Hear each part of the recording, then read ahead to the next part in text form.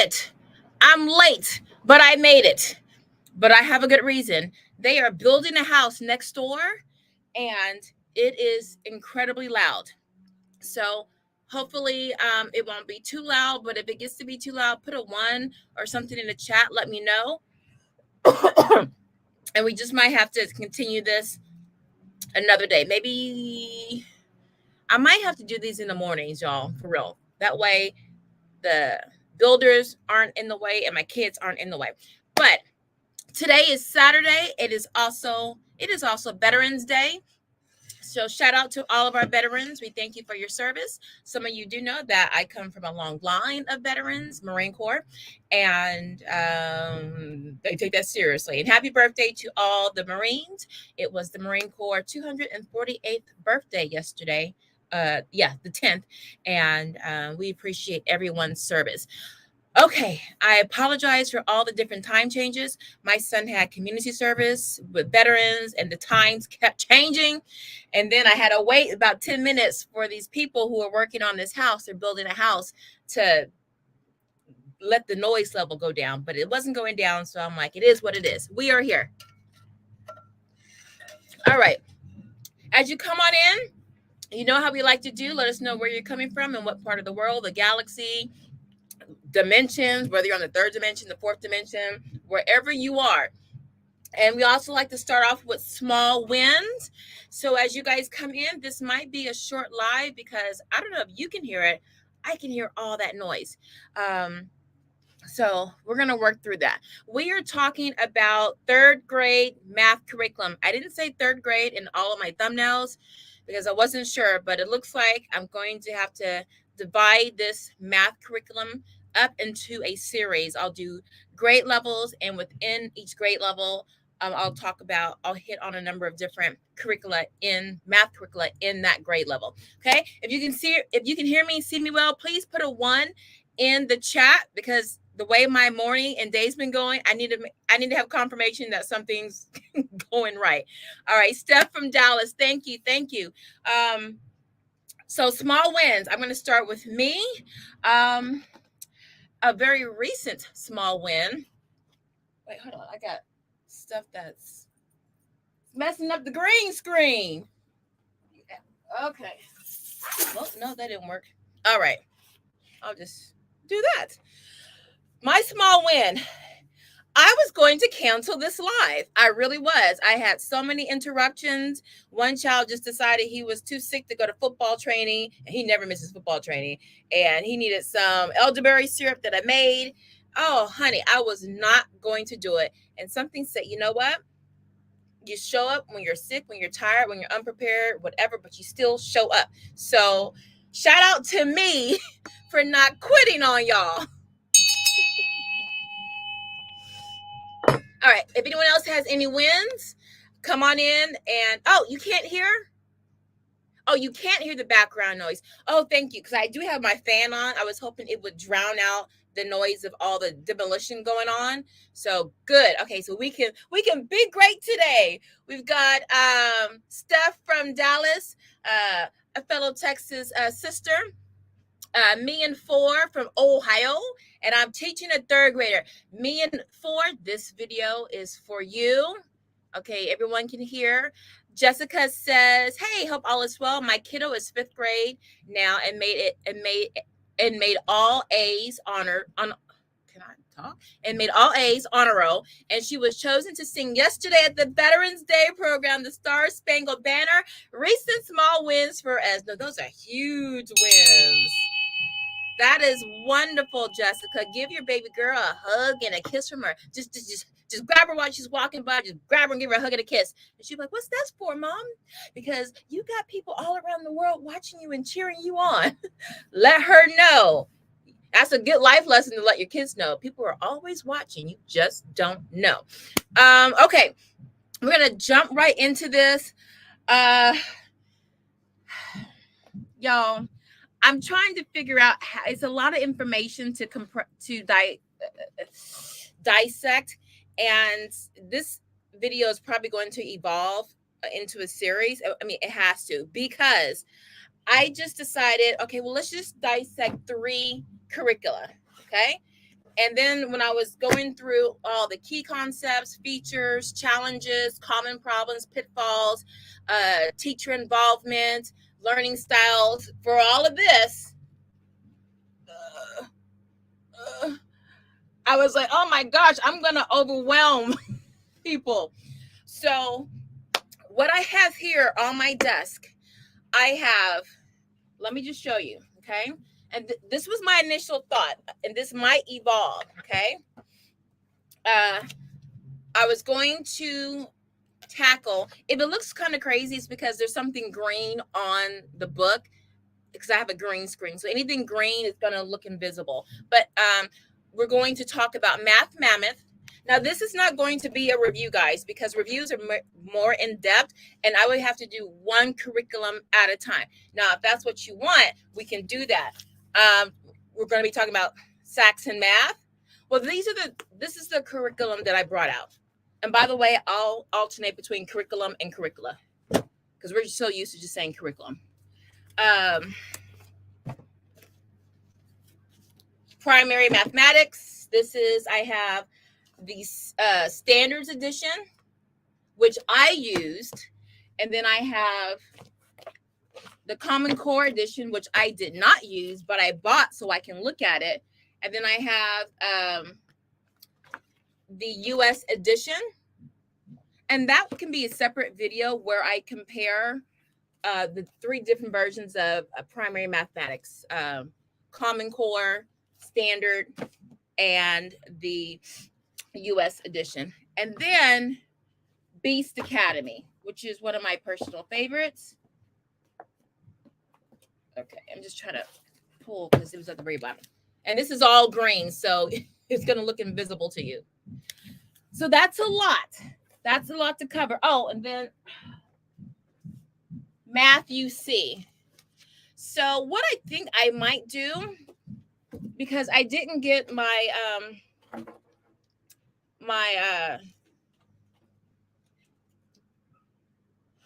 I forgot we call that, my camera setup, so I can show you side by side, which would be more like a review.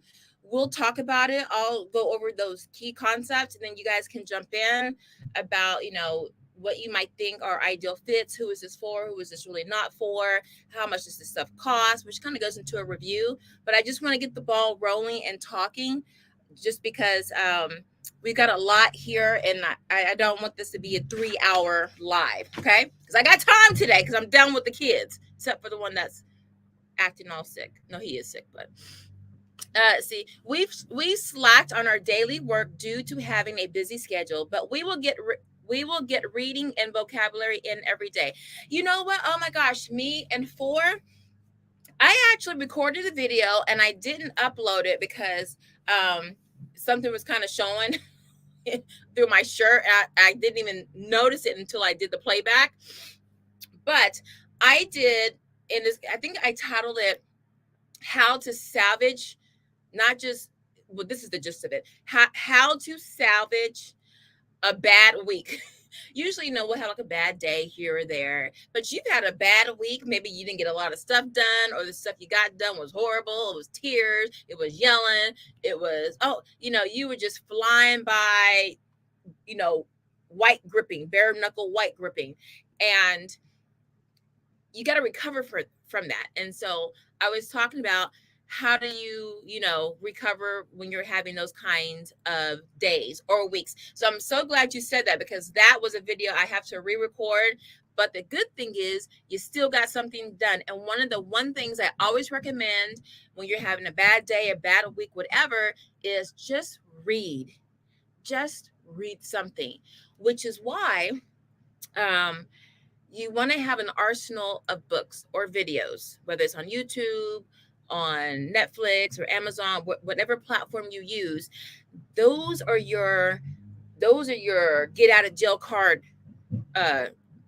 get out of jail free cards, right? You want to have something to help you salvage, end it on a good note, and then begin again. So let me get through these comments, and then we'll get into the math talk, okay? We got Vanessa from North Texas. Are you new, Jessica, or did you change your name? Either way, I love it that you're from Texas. Jessica says, love math, mammoth, and Saxon. Yes. And so what I did, you guys, I think the 5 or 6 curriculum that I pulled out, they are some of the most popular curriculum on the market. Hold on, let me clean my greasy glasses. And that's why I pulled them. And I pulled from the hardest curriculum to the easiest. So we have a range and everything in between. And then I try to do, things that are very hands-on and things that are more conceptual. So I try, that's why I have so much, because I'm trying to appeal to lots of different learning styles and teaching styles. So it might be, you know what? It's always good to talk things out loud. Maybe we could do something where each day I do like a curriculum spotlight. Oh my God, curriculum spotlight. I love talking to y'all. Hold on. And I have my whiteboard right here so I can, every time y'all give me inspiration, I will write it on some sticky notes, and then the sticky notes just for some reason don't stick anywhere but under the chair or under the couch. Got my whiteboard. So curriculum spotlight. Curriculum. And y'all be patient. Be patient with me. We are going to get to the math. Spotlight. Okay, curriculum spotlight. The marker. Okay, me and Forrest says, I pretty much look at what the requirements are for my state, and I just take learning materials from the internet, workbooks, and hands-on activities for math. My homeschool has a low budget. Excellent. There are so many ways to skin a cat. And you know what? I'm glad you brought that up, me and Four, because a lot of people don't want to use traditional textbooks, workbooks, things like that. You can be an unschooler, you can be just an eclectic kind of homeschool where you just want to cobble your resources as you see fit. And so I think that's a wonderful way. As a matter of fact, that's another video where you can where do you go to get free or low cost resources to put together your curriculum? Now, it is intensive to put it all together and make sure you cover all the standards for your state and or for your grade level if you want to follow that. And it depends on the restrictions if you have any in your state. But wait, what did she say? Oh, creating your own curriculum, right? So your own. I love teachers pay teachers for that. Creating your own curriculum. I love teachers pay teachers for that. That can help you out a lot. Let's see. I was gifted a Saxon Math Teacher's Edition and have yet to crack it open. Do you know why you haven't cracked it open, me and you? I'm going to tell you why. And you let me know if you agree. Is this why you haven't cracked it open? This sucker is huge. It is a telephone book. It is a telephone book. I'm not kidding. And to compare, for Singapore math, also known as primary mathematics, well, let's be fair, because it's semester 1, semester 2. But if you look at the difference, is that being fair? It's just, you kind of want to break things up between one semester and the next semester, because you don't want to be lugging that around all the time. Number one, it slips, you crack your nail, you break your nail, you're looking for a nail file or clippers so you don't have a jagged nail scratching your kids' eyeballs out. So that's the reason why you haven't used it. That was one of my issues with Bookshark, because the thing is just huge, and they got to think about the use of how people are using these things. Okay, so I'm caught up on the comments. Okay, so let's start with okay.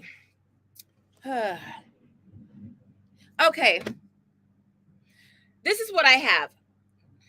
Singapore Beast Academy, Saxon, Math Mammoth, Matthew C.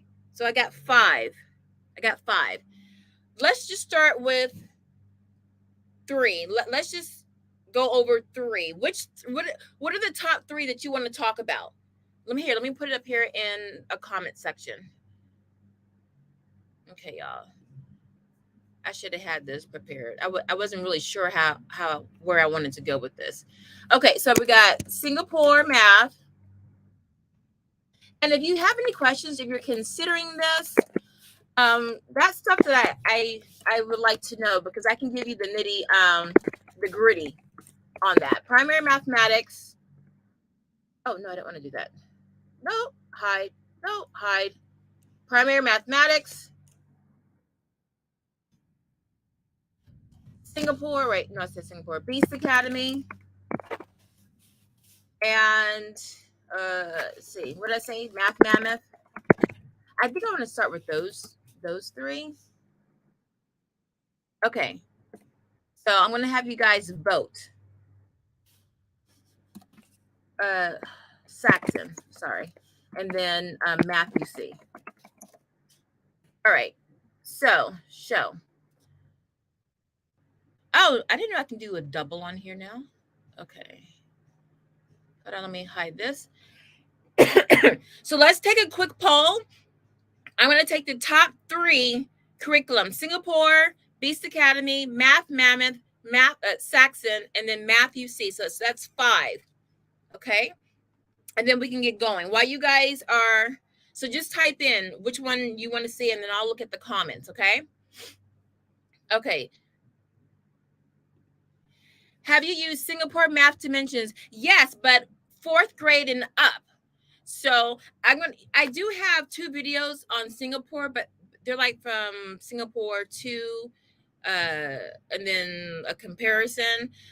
I'm definitely going to do, it's going to be recorded, a series on Singapore, because you have so many editions, and you have the dimensions. You have so many different versions. Plus you have the dimensions, which used to be primarily used in schools, public schools, and then it kind of matriculated into the homeschool market. But dimensions was for the public schools. So someone says, start with the easiest. All right, you got me, Steph. You know what? Yeah, that's a good idea. Math Mammoth, Singapore Math, and the ones that are easiest to work with. Okay, Math Mammoth, Singapore. Okay, so let's start with the easiest. And that, okay. Okay, let me get Booth this big old weight. All right, let's do Saxon Math. Okay. All right. Now, this is what Saxon Math looks like for your kid. This, I don't have the textbook, do I? All right, I just have the workbook here. Where's the, all right, I don't have all the books. That's okay, because I can still talk about it. Okay, so this is Saxon Math 3, an incremental development. I'm sorry about the glare, guys. Let's see if I can do it like this. All right, let me, hold on.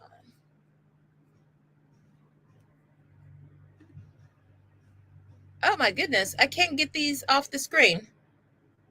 Hold on, y'all. Singapore Math. Oh, that's my comment. Okay. Sorry, y'all. That's me that has that up there.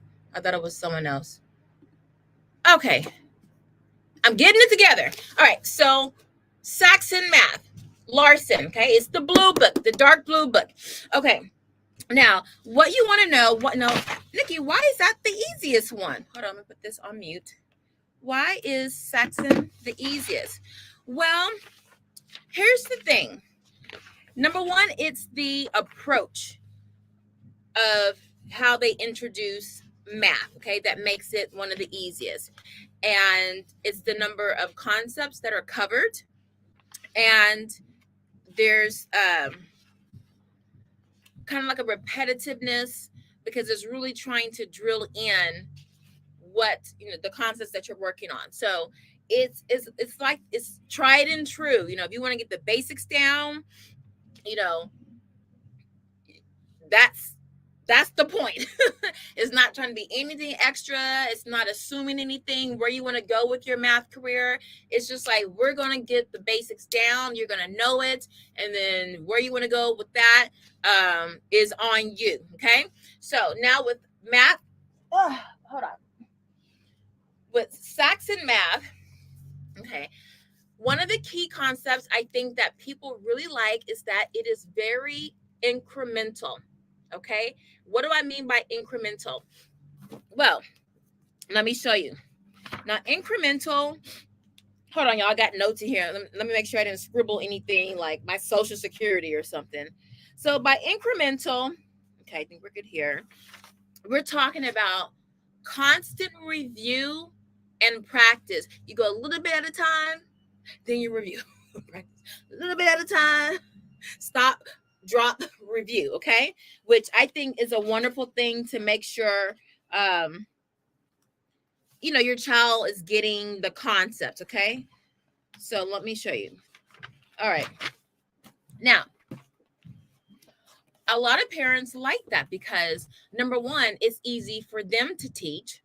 Two, your child is not overwhelmed with so many concepts moving on before they really grasp the previous concepts. And when you get into third grade, or when you're in that area of studying typical third grade concepts, that's where those potholes start to appear.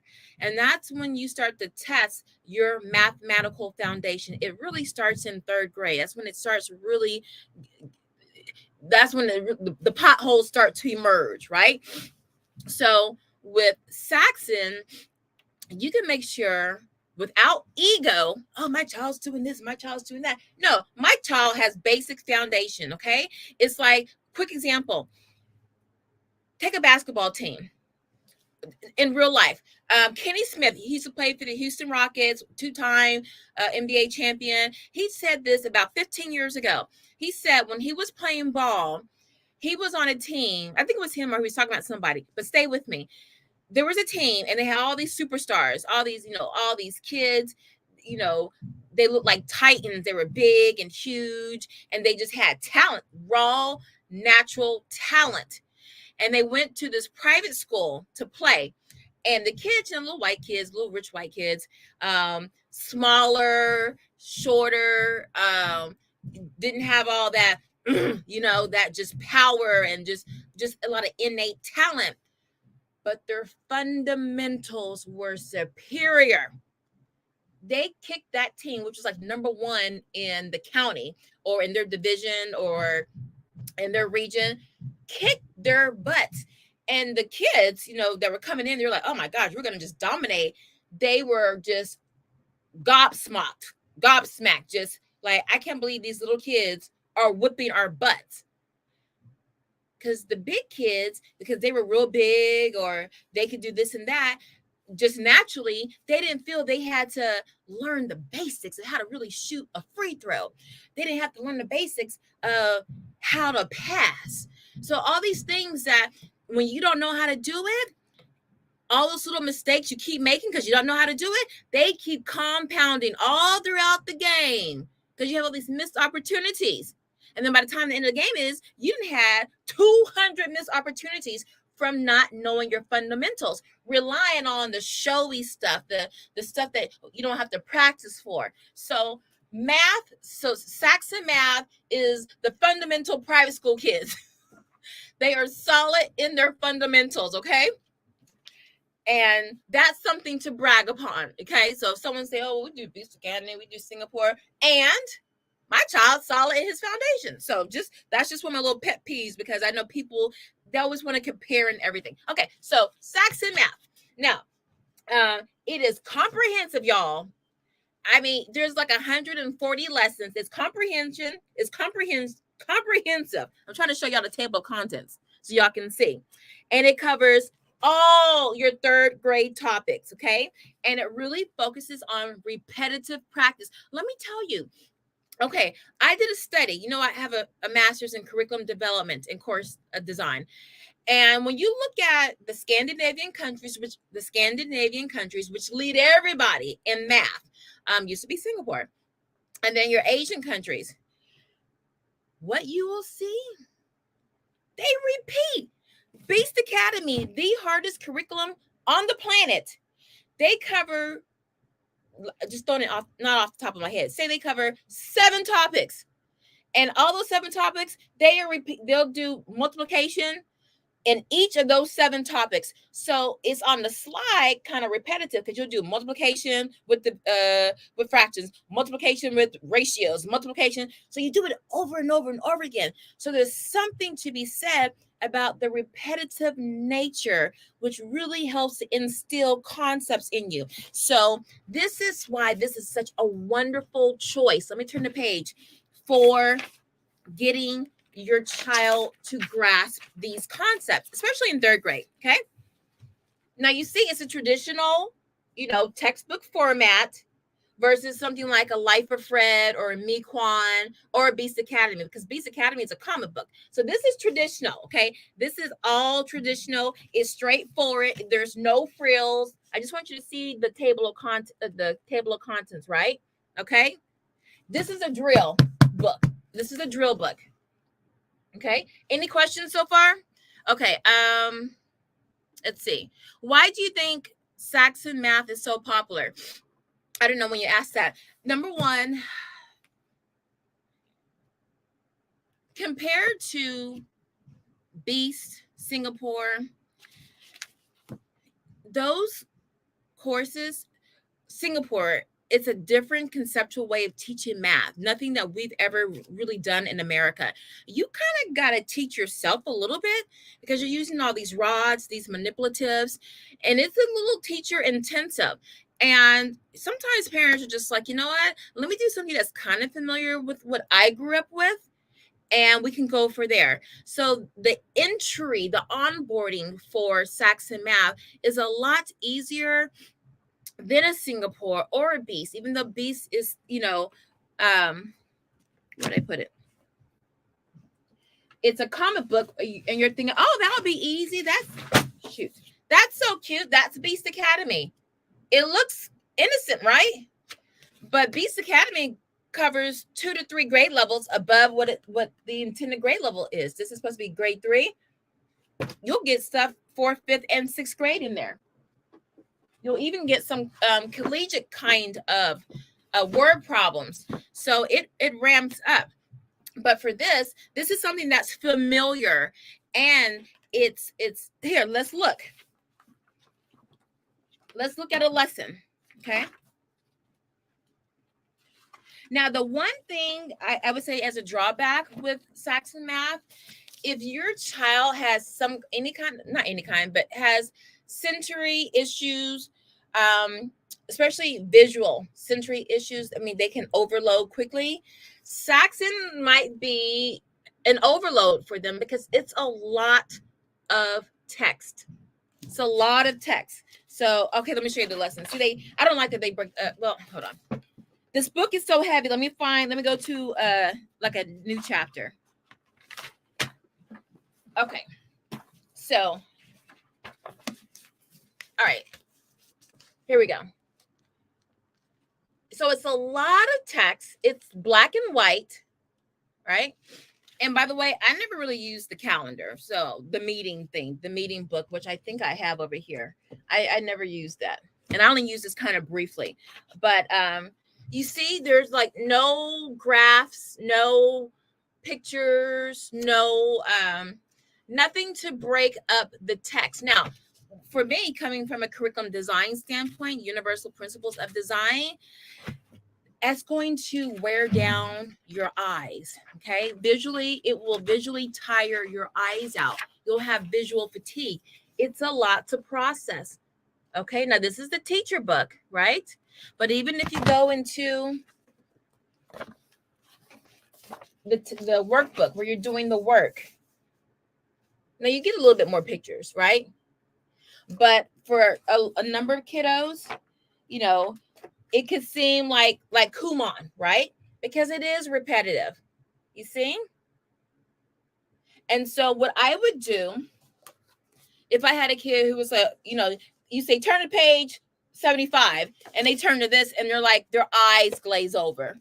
All you do, take some paper with some tape. I'm trying to find a piece of paper I can just here, because I never use these. And just be like, do the first 2 rows. Now they start to, then, hey, everything's always a teaching moment. Now that they know about rows and columns, do the first 2 rows, or do the first 2 columns. Okay? But make sure you tape it down. That way they're not visually overwhelmed with all the text. It's text heavy, okay? It's text heavy. Like for this, I mean, this is the teacher book. I can't find the other one.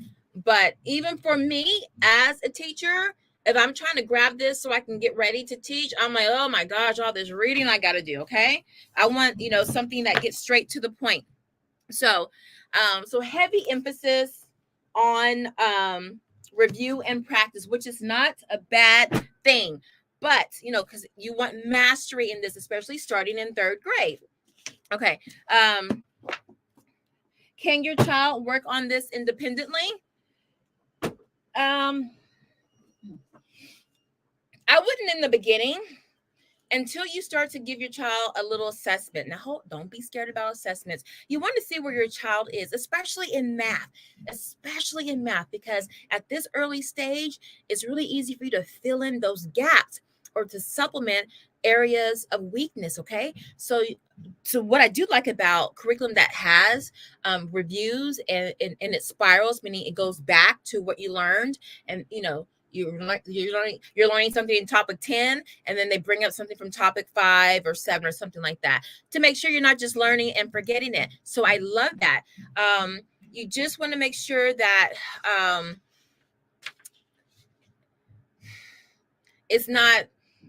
you're not wearing your child out, because they're constantly reviewing and like, I know this, I got this. So sometimes you might want to skip some things and then come back to it later. Okay. So you won't know that until you start using the curriculum. You might be like, oh, you know what? I think you kind of really got this. Let's review this in another week or 2. Just let it. Sometimes you have to let concepts marinate before you want to go back and test on that. Okay. Price. The one thing, man, if I wanted to make a lot of money, I would go into the curriculum book business, because everything has 500 supplements to it. Saxon Math is no different. There are manipulatives. Let me see. I didn't bring any here, but to supplement these lessons, you can get geo boards, dominoes, the little clocks, the rods, lots of manipulatives. As a matter of fact, all the curriculum that I brought here, with the exception of Beast Academy, they all use a lot. They're heavy on manipulatives, pretty much. What is Math Mammoth? I don't think it's really heavy. So, and that's really to help you and your child, because it's hands-on. And a lot of kids really learn hands-on, because now you're making that me in the world connection with that object in your hand. Okay. And that makes it more relatable to the child. Okay. So I like Saxon Math because it's structured. It is very structured. There's a pace. Oh, you know what? Oh, I should have compared the pacing guides. With math, with Saxon Math, because there's like 140 lessons. It seems like a lot. The pacing, you can go fast forward, or you can go slow motion, okay, or you can go at regular speed. So for that, I like that you can easily manipulate it. It's like having your base soup with all like the mirepoix, the garlic, all of that, and then you add to the base of the soup whatever you want. Okay, so it's good for that. Any questions so far? Does Saxon Math take mastery approach? Yes, in that it is incremental in its review. So there's lots of review, and they just call it review to mastery. But a lot of curriculum, they say that everything is taught to mastery, but the route to get there is different. So the route to mastery for Saxon Math is constant repetition. Saxon Math's philosophy is, if you're doing fractions over and over and over and over again, you cannot do it for a while, but because you've done it so much, you will have mastered it, so you don't have to worry about forgetting it, because you're just doing it over and over again until you build that muscle memory, basically. So, and how do you know what's mastery? Well, that's a good question. For me, mastery, especially for math, mastery is when I see them doing higher level topics and then they bring in, and while they're doing those higher level topics, they're actually doing the lower level topics that's needed to do the higher level. That's how you can check for mastery. For example, you have let me see. Here, let me grab something from Beast. How do you check for mastery? I'm gonna show you. Now you can always print out some little test to test what they've done like a couple of weeks later. That's fine. I like to see mastery in an organic setting. Meaning, okay, so this is 3. So this is book 3D. This is the last book in the series. So this is like the last 2 months of the school year, okay? So you had 3A, 3B, 3C to learn all these concepts. Here comes 3D, okay? Let me go to a chapter. All right, here we go. Hold on. Chapter 10. Okay. All right.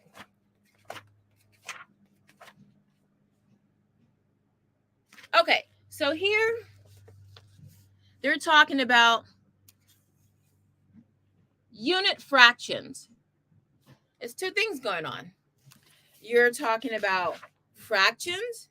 You're talking about measurement, okay?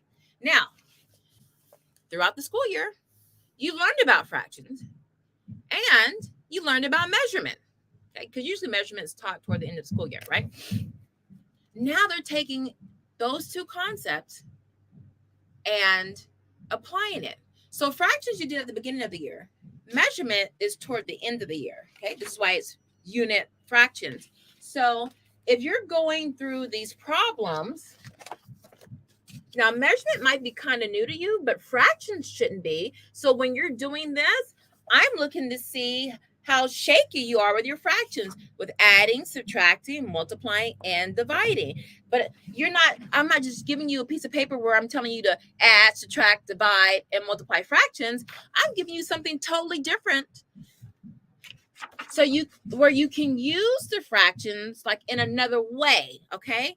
So it's more organic. It's not just here, write me 5 problems with fractions and solve it. It's here, we're doing something else. Now apply what you've learned. For me, that's one of my favorite ways to check for mastery. If you're like, okay, I kind of forgot. Oh, but let me go figure it out. That's still mastery because it's actually one of the best kinds. Because if your child knows something's wrong and they go and figure out, okay, where did I go wrong? That's golden. As a matter of fact, this is what Joe Bowler talks about, mathematical mindset. It's not so much trying to get that answer right. It's also getting it wrong, knowing something's wrong, and then going back without losing your cool and being all dejected and sad. I'm not good at math. Going back to figure out, okay, what's wrong with this, and if they can't figure it out, it's still good that they know there's something wrong. And then you help guide them to what it was. I bet you after that, they'll have the mastery because they're almost there. Okay. So that was a great question, Vanessa. Yeah. So that's the approach. And mastery, it comes in lots of different forms. So when you see curriculum saying, oh, it's mastery based, and then people are like, no, it can't be. Mastery is a label. It's almost like organic. Everybody wants, gluten free. Everybody puts gluten free on everything. Like hamburger meat, gluten free. Apples, gluten free. Things that you're like, okay, there's no added gluten to this. Well, it could be for meat, but it's just put on everything, right? So mastery is put on a lot of curriculum. And what you want to do to go a little bit deeper is see How do they get to mastery? That's where the curriculum will differ, okay? So that's a little bonus for you. Everybody can say mastery, but how do you get there, okay? So Saxon Math focuses on mastery through repetition and review and incremental learning, okay? And it's suitable for students who have low working memory. That was my son, my middle son. His working memory was slow. And what that means is there's only so much information he can hold in his head at one time. And then nothing else, everything else that comes in it might as well go over his head because he can only work with a little bit of information at a time. So the thinking was incremental. So learning that's incremental is perfect, right? So an example of this would be if you're writing an essay, okay? Actually, incremental learning is low-key Atomic Habits. If you guys are familiar with James Clear, Atomic Habits says you do 1% a day in increments. Something to be said. Y'all, let me tell you something. All these things that they say is for gifted people, for smart people, for accelerated, all this stuff, it's for everybody. It's how much effort do you want to put into this? And it doesn't always have to be a lot of effort. A lot of times it's a little bit at a time. I used to teach English in Japan. You know what their secret was to high grades? Every day at 4:00 for 20 minutes, you're doing math. Increment at a little at a time. Slow and steady wins the race almost all the time. Okay. So that's Saxon Math. Drawbacks, the book's too big. It could be text heavy for visually sensitive learners or teachers, right? There's lots of components to it. You have the tests, the workbook, the teacher manual, their book, the cards, the meeting thing. I don't even know what it's called, but those are all extras. Okay. You just need the teacher book. Please get the teacher book and the student book. Okay. And then just go on your merry way. Okay. Any other questions? Have you used Right Start Math? Listen, when we first started homeschooling and I went to my first homeschool convention, I bought Right Start. It was a box and it probably had 200 manipulatives in it. I was so happy. I'm like, oh my God, all the things, we can play with. I lost that box. I don't know where that box went. It surfaced. I think that was when I might have been pregnant. I was in graduate school and I might have been pregnant with my my third child. Yeah. I was in graduate school, pregnant with my third child, and my second child had just been diagnosed with autism. So for all I know, that box could be sitting on top of the refrigerator. I have no idea, but so I never really got to use it. All I know is that I was so happy that I had a box full of a whole bunch of manipulatives. So if you want to review, I can't give you one based on how I've used it, but I can go look at the curriculum because I know it appealed to me back then. I can look at it and then give you my thoughts on how it's constructed, who the ideal teacher and student it would benefit, and those kinds of things. But at the beginning, now mind you, I was a new homeschooler. When I saw it, I was looking at it, I was salivating over it because I like things that are hands-on. Always love that. Any more questions before we move on? Where is my pen? I'm at my desk with no pens, just markers. Hold on, y'all. Okay. Oh, I'm sweating up a storm. Do y'all want to move on to so that was Math Mammoth. Saxon Math. We can do a quick one on Math Mammoth. I don't have all of my books. Oh, okay. So let me go through all of the categories that I had. Okay, so the approach for Saxon Math, it is review and incremental heavy with a focus on mastery. Okay, the content coverage, meaning how much of, say, third grade requirements. Okay, How much of that does it cover? Well, it covers all the necessary third grade topics. Okay. So if you're in a state where you have to show your work, you'll be fine. You'll be compliant, which I hate that word. Okay, layout and presentation. All right. Is kind of busy to me. It's text heavy. So the workbook's not so, but it's black and white. And so the little pictures, the little graphics, they kind of disappear with all the text. So take that for what it's worth, okay? It's a traditional textbook, basically.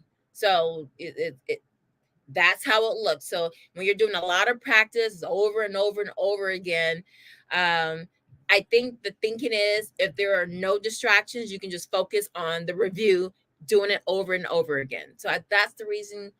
That's the reason I think why they don't put like lots of little decorations or graphs or things like that, because it's already a lot of stuff on there. Okay.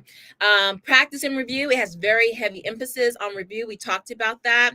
Now, teacher involvement. I think someone asked about this earlier. In the beginning, you want to get your child on a routine. Let them do a couple of lessons, so because there's always a structure to each lesson, okay? And so you want to get them in a rhythm so they know what to expect when they're first introduced to the topic. And then once they've done a couple of exercises, then there's probably something thrown in that lesson. And then it could be a word problem. It could be a different way to do something, but it'll just be like some little element that's kind of different. And then you'll kind of wrap it up and complete that lesson. So, but there'll be a formula for each lesson. So do a couple lessons so they get their feet wet and they start to kind of know what's coming up. And then you can start letting them, remember they're in third grade. Well, okay, we use the books to fit our needs, not the other way around. So if your child's in second grade, if your child's in fourth grade, doesn't matter. Okay. So if you feel that your child is ready to tackle maybe one or two exercises on his or her own, then ease them into that. Okay. I mean, the curriculum is designed to be independent because that's why it's kind of busy. It's repetitive because there's really nothing else to look at. You're not being asked to do this or that where you like, I don't know what to do. It's just you learn the lesson, the concept, and then you just go. Okay. So, and then when it's time to introduce a new concept, ding, then you go back to your mom or the teacher and then get that little learning, and then it's go. Okay. So in the beginning, it's moderate teacher involvement. And then once they get the use of it, then it can really be independent. Okay. It's not independent, open and go from the beginning. Don't do that to your kid or yourself. Ease them in, and then a couple lessons in, then you can let them go be independent and then just check their work as you go. The cost, it's moderate to high. That big old teacher book, I think I paid for the complete kit like $200. Well, my charter did.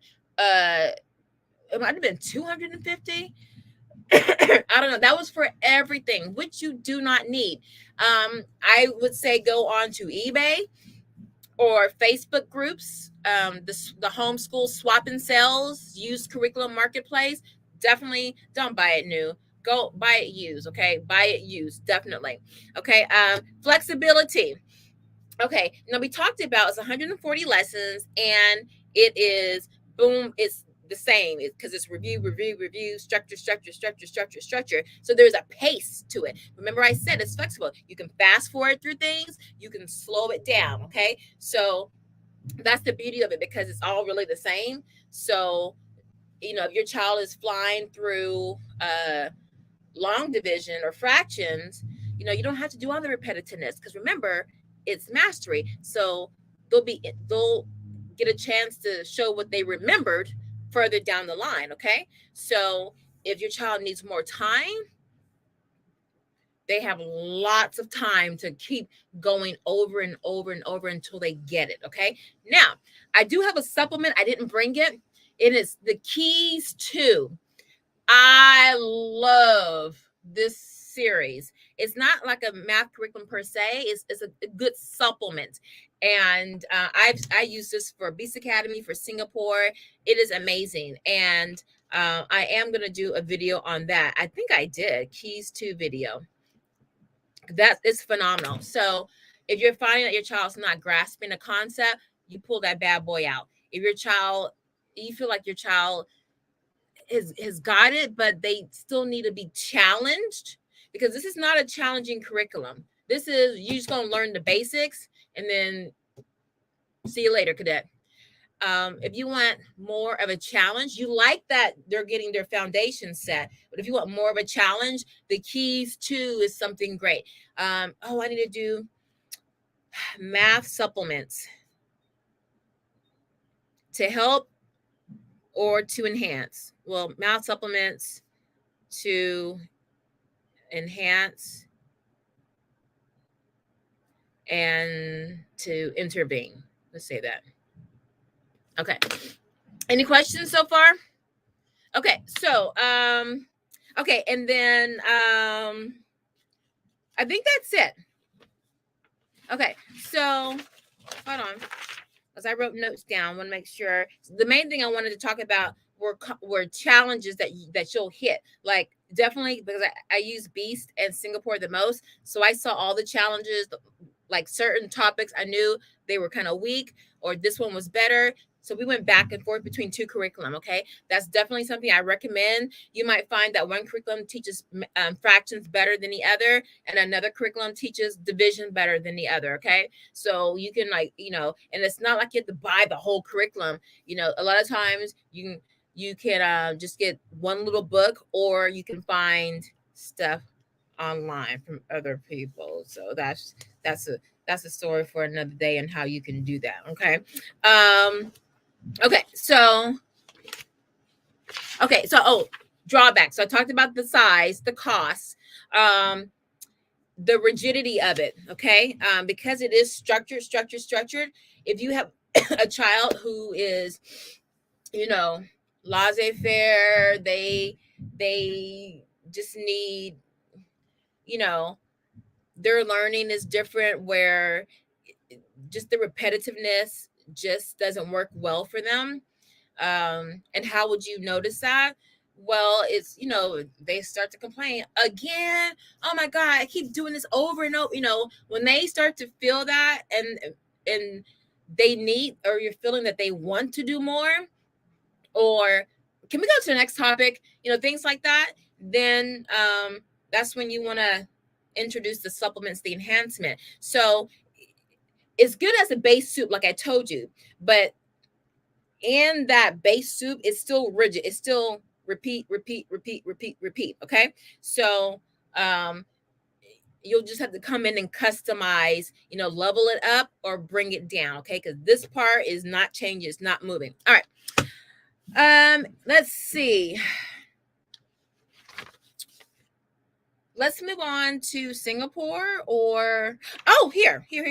Okay, I started doing this. So I made a chart. I forgot about this. I made a chart. Let me see if I can put this online for you guys. All right. So y'all can't see this, but of course that was in green. All right. So for I wanted to compare the table of contents. So you can see at a glance, that's where the truth is. Okay, you can see how fast they're going, how far they're going, what topics are omitted or included, and you can go.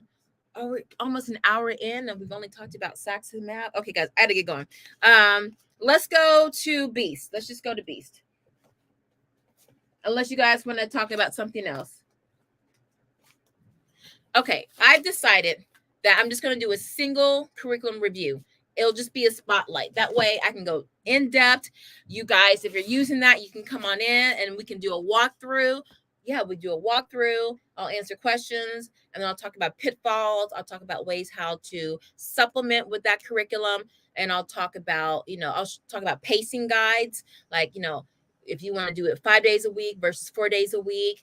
If you're, trying to be in math competition, this is the pace you should use. If you just want to make sure you have solid foundation, this is the ideal pace. If you're in something in between, all of that. Okay, so Beast. And hey, love for all. See, I was going to ask about your thoughts on Singapore dimensions. Okay, if y'all want to wait for a quick second because it's above my laundry room and I have to pull the chair out to grab it. I started using dimensions. Well, I bought it. Dimensions 4. Yeah, I have 4, 5, 6, 7. So I have 4 levels of dimension math. I like it. It was created for the public school, private school market, but I think it's great. My youngest son, he actually took a class on dimensions for 2 years. Yeah. 6th and 5th. Yeah. So I love it. It's still Singapore math. It's not really that different. It's just layouts that are different. Remember, because dimensions was made for a classroom setting. So some things are just kind of approached kind of differently because you're with a whole bunch of students versus primary mathematics, which was made for the homeschool community, meaning you have 1 or 2 kids that you're teaching versus a classroom. So the layout and the presentation is different, but the concepts are still the same, basically.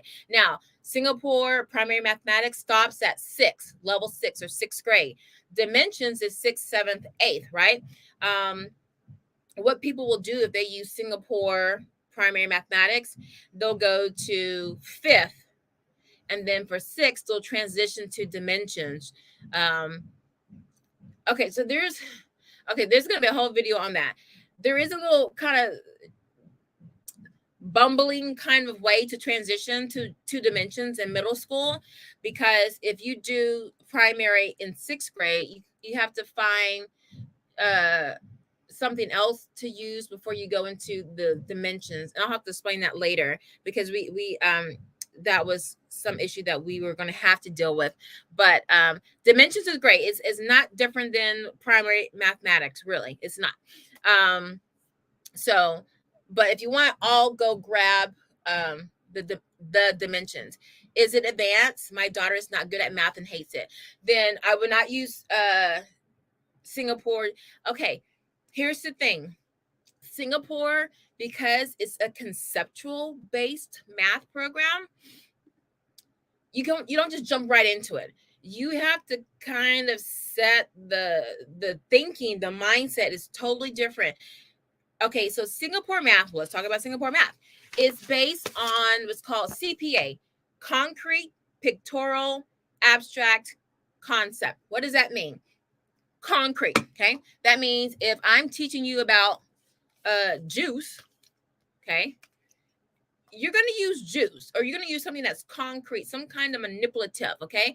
Something that connects the child in life to the concept that you're going to be teaching, okay? So it's something that is something physical. It has to be something physical that the child can touch, manipulate, okay?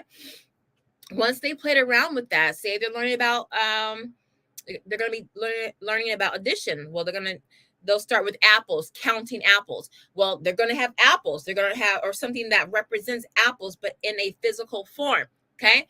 What that does, it grounds the concept to the child. It also, we start talking about mathematical mindsets. Kids are saying, oh, this is hard, I'm not good at this. When you bring math into their everyday life, now they're not afraid of math. That's why you start with those hands-on manipulative things, because this is something they use in everyday life. Now, you use the apples, you got the apples in your hand. Now you're moving over to the pictorial step. All that is now, y'all, people have the best intentions sometimes, but in America, when they introduced Common Core in 2011, they kept looking at Singapore, the country, because back then in the 80s, Singapore was kicking everybody's butt in math. Now, one of the things that Singapore was known for was using rods, Cuisenaire rods, okay, to teach these concepts, even up to like the high school level. You can use these rods.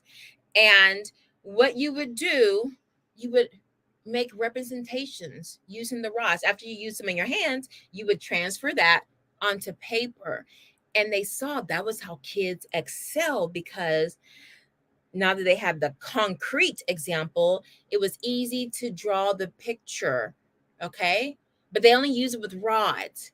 In America, we took that to mean with Common Core, draw unicorns and all kinds of elaborate stuff. So they kind of warped what Singapore was doing. The intent was there, was good, because it's a good program, it's a good concept, but they, as usual, America just stepped in it. So when I first was introduced to Common Core, I'm like, why they have to write a sentence, draw a picture, and everything? Because I knew what they were getting it from, but it was they were going about it the wrong way.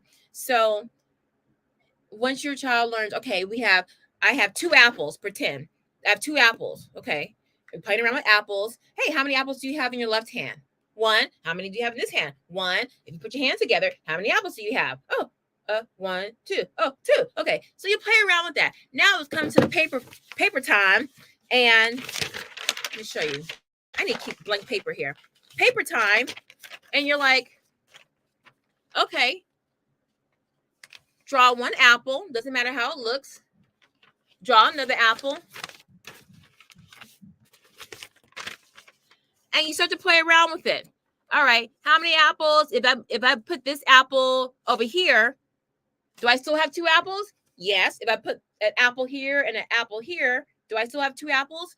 Yes. So now they start to see that I have 2 apples, and no matter the position of those apples, I still have 2 apples. But they're drawing it. They're just drawing apples. Oh, we'll just draw, or draw whatever it is. But they're just doing pictures of it to learn that, you know, what that lesson is that you're learning.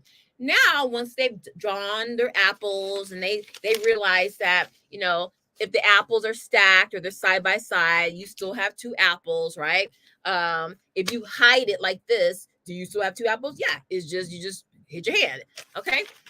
You know, like if I had 2 apples here and I put one behind my head, do you still have 2 apples? Yeah, you're still holding 2 apples, that kind of stuff. Now you go to the abstract, which is basically an abstract way of saying, now you're going to use math symbols, math notation, math equations. So basically, plus sign, addition, the plus sign, subtraction sign, multiplication, division. And then, you know, as you get further into your math career, you know, all kinds of different notations. That's all it is. So now that you held the apple and then you drew the apples, now you can write 2 plus 2, or 1 apple plus another apple equals. That's all the abstract part is. It's the symbols. It's the equal sign, the plus sign, which is easy right now. But as you get further up, now those concepts get more elaborate. But then your kid's not afraid because they know what's coming. So that's the CPA, okay, which they totally messed it up here in America. All right. Was that the question you asked? Okay. So advanced. So with Singapore, if you don't learn that concept until 5th grade, you've missed a lot. And it's going to take your child time, because now they're using these symbols in a more advanced kind of way. And so your child needs to kind of dial it back and start to learn how to look at it through a concrete pictorial before they get to abstract. So it's going to be more work on your part to jump into Singapore later on. Like after 3rd grade, you're going to have to do a lot of extra work to kind of get them up to speed, but it is doable. It's just more work. Okay. But yes, it does introduce higher level thinking in the program. So Beast Academy is the hardest. Singapore Math, those 2 are your hardest, and all the others, you know, kind of, you know, they're just all kind of below, depending on what you're not what you're looking for, but they're all kind of like in the same, you know, there's not one that is like super low, or they're all kind of, it's not that much of a difference. But there's a big difference between Singapore and Beast Academy, and then Saxon Math, Math Mammoth, Math UC. Okay, so there you go. I've used Saxon in teaching textbooks, but it was to Spiral for her. Yeah, so Spiral is the same thing. It's the same thing as review. Okay, Spiral, the whole point of Spiral is for mastery. So Spiral just means you start with this topic, you go to the next topic, say topic A, topic B, topic C. Now go back to topic A, go back to topic B. Okay, so the spiral, like Singapore math, is spiral. Remember, everything is mastery. It's just how do you get that way? Okay, so all spiral is, it's just taking something from previous chapters, and either you have it, but it's how they implement it, y'all. This is the key for spiral. For some curriculum, the spiral will be embedded throughout the lessons, like in Beast. It's not just, oh, review at the end of the lesson or the unit, and then the review includes topics from, chapters 1, 2, and 3, and you're on, chapter 4, right? It's at the end of that chapter or that unit, and then you have all the stuff. That's just right in your face, right? Beast, which is what I like, it weaves it throughout the lesson. So you're constantly going back and forth with concepts you've learned previously using the stuff that you're working on now. So it's not, okay, we're done with this unit. Now let's have a test review of all the stuff we learned up until this point. Okay. That's not like how Beast is. It's just more organic, how it just weaves everything in. So, but that's still spiral. So spiral just means you go back and you go forward, because that's what a spiral is. So you're going back, you're picking up the stuff that you did before, and you're going forward with the stuff you're working on now. So that's all that is. So it's all, just about all curriculum is like that, whether it's a form of a review at the end of the chapter or a review at the end of the unit, or it is embedded throughout the curriculum. Okay. I thought dimensions started at pre-K. Yes, but when it was first introduced, it was for the public school, private school. Yeah, pre-K to 8th grade. But for the homeschool community, it came in later. I said 4th grade because I bought the book starting at 4th grade up until 6th grade. So that's when I got dimensions books. But no, dimensions is pre-K. Well, when the school started, kindergarten. I'm sure they probably have pre-K now, but from kindergarten up to 8th grade. Yeah. So yeah, dimensions is a whole elementary, middle school offering for those two grade spans. Okay. Vanessa says, thank you. Best explanation of Singapore math I've heard. Oh, well, thank you, Vanessa. So basically, if I want to do dimensions, I need to start using it from the beginning, pre-K, K, or first K. No. Let me go get dimensions. So you know what? Let me just show you. Okay. Let me show you what it looks like, because it's easier to start them earlier. Like, for instance, like for Math Mammoth and Saxon Math, you can jump in at any time, because it's stuff that you did when you were growing up. But for Singapore, we've never been taught this concept of teaching ever in America. So it's going to take you time to, like, unless you decide you're not going to use the rods at all, but the rods is kind of like what makes the curriculum. So you would be not getting full advantage of the curriculum if you didn't use the rods, because that really cements in those higher level algebraic concepts and that mathematical thinking. So if you started in, like, say 5th grade, you would just really have to, like, I can show you better than I can tell you. Y'all give me 2 ticks. Let me just run and grab the dimensions. I'm going to grab dimensions 5 and Singapore 5, so you can see the difference, okay? Y'all don't leave. I got 14 of y'all in here. When I come back, I want 16. Hold on. Yeah, I got this rigged up in here. Houdini, I'm going through the bookcase.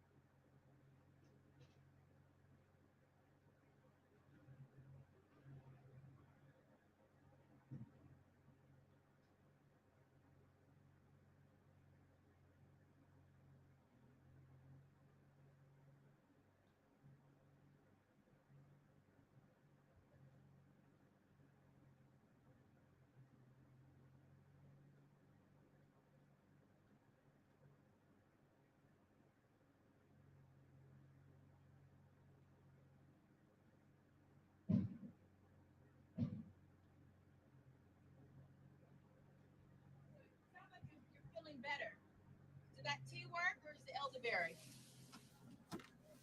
All right, hold on, because I don't want this to get knocked down. All right. Well, come on and get it.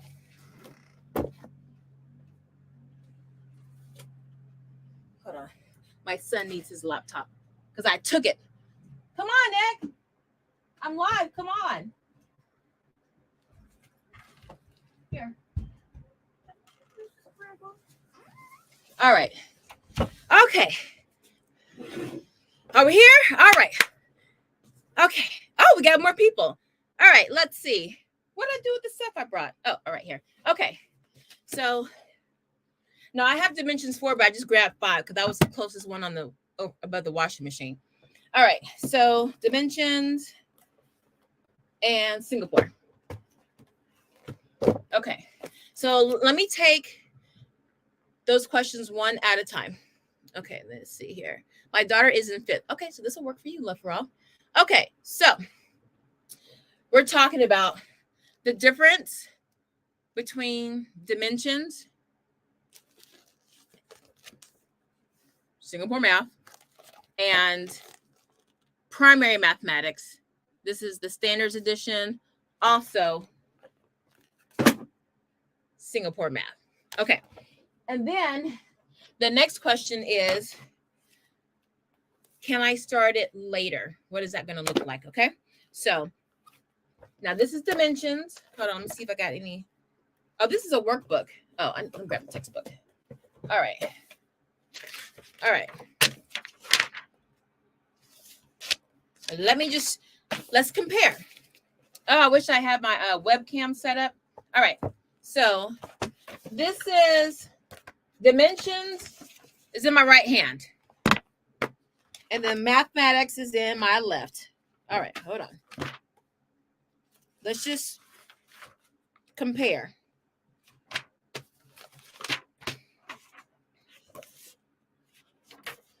Okay.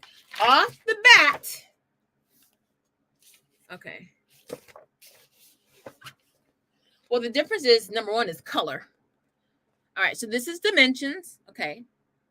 Chapter 1, whole numbers.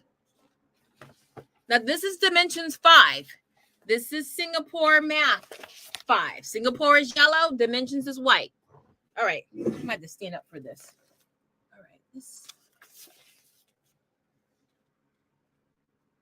All right. So, all right. Let's just look at chapter 1. All right. Chapter 1 for dimensions. Okay. You see whole numbers. You see all those concepts?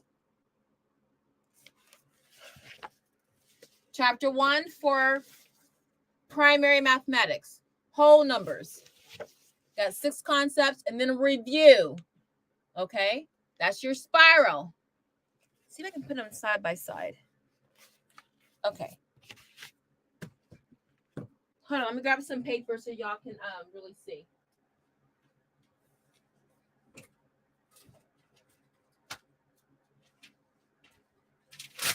All right.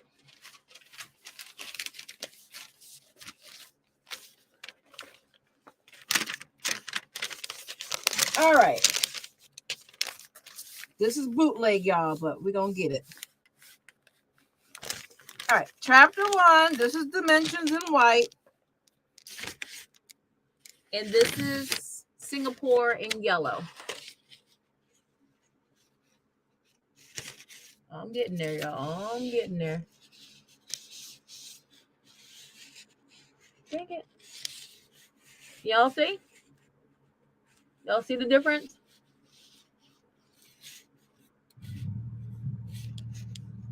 Maybe we do it. It's too much of a gap right there. So basically, there's no difference. If y'all saw. Oh, here, this might work. This might work better. All right. I think this is it. Here we go. Now you can see side by side. Dimensions in white, Singapore, well, primary mathematics in yellow. Okay? You see? Not too much difference. Now you notice here it has prime, factors and multiples, factorization, and this one doesn't, but it's embedded in, okay? It's embedded, trust me. Chapter 2, what it is, they just kind of, if it's not in that chapter, it'll be in the next chapter. It's like coconuts. They just kind of redo the steps, the orders, because in some cases it's not important when you teach it, just so long as you teach it. So go play around with it, okay? Same thing, chapter 2, writing and evaluating expressions. And this one is just called more calculations with whole numbers.